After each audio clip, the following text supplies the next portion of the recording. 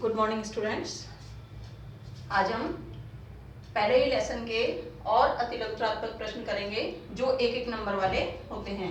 इसमें हमने पहला क्वेश्चन लिखा है, माइकल पोर्टर के अनुसार किसी देश के किसी उद्योग में प्रतिस्पर्धा योग्यता किन कारकों पर निर्भर करती है। ये क्वेश्चन के अनुसार जो किसी भी देश में कोई भी उद्योग होता है उसकी जो कंपटीशन की कैपेसिटी है यानी प्रतिस्पर्धा की जो योग्यता है वो कौन कौन से कारकों पर निर्भर करती है। तो इसमें नंबर 1 है आपके संसाधनों की स्थिति, कि संसाधन किस प्रकार से हैं, आसानी से उपलब्ध हैं या नहीं है।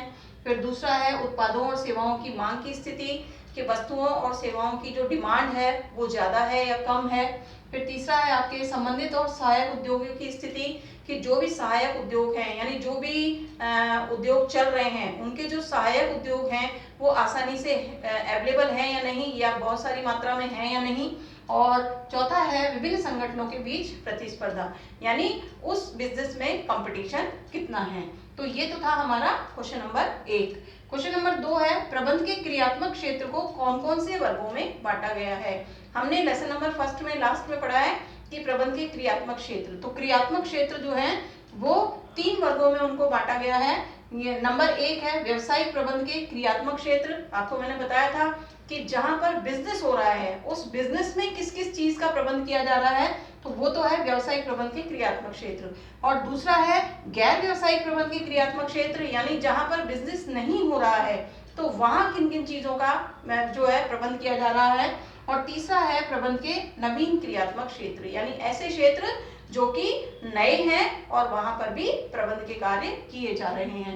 इसके बाद थर्ड क्वेश्चन है, गैर व्यवसायिक प्रबंध के क्रियात्मक क्षेत्र में किन किन का प्रबंध किया जाता है। यानी जो गैर व्यवसायिक प्रबंध के क्षेत्र हैं ये वाले जो सेकंड इसमें अपन ने पढ़ा, इसमें कौन कौन सी चीजों का प्रबंध किया जा रहा है। तो गैर व्यवसायिक प्रबंध के क्रियात्मक क्षेत्र में जनोपयोगी सेवाएं जैसे कि पानी की सप्लाई है, बिजली की सप्लाई है, इनका प्रबंध किया जा रहा है।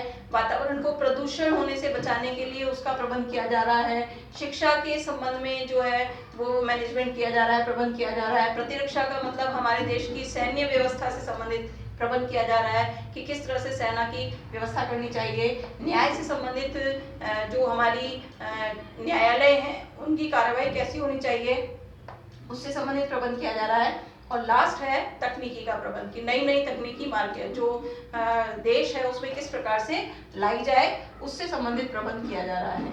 तो ये आपके सारी चीजें जो है वो गैर व्यवसायिक प्रबंध के क्रियात्मक क्षेत्र हैं। इसके बाद चौथा क्वेश्चन है, नवीन क्रियात्मक क्षेत्र के कोई 2 नाम बताइए। तो यहाँ लास्ट में जो प्रबंध के नवीन क्रियात्मक क्षेत्र हैं यानी कौन कौन से ऐसे क्षेत्र में जिनमें मैनेजमेंट किया जा रहा है, तो हमें उसमें बहुत सारे नाम दे रखे हैं, हम उनमें से कोई से भी 2 नाम लिख सकते हैं।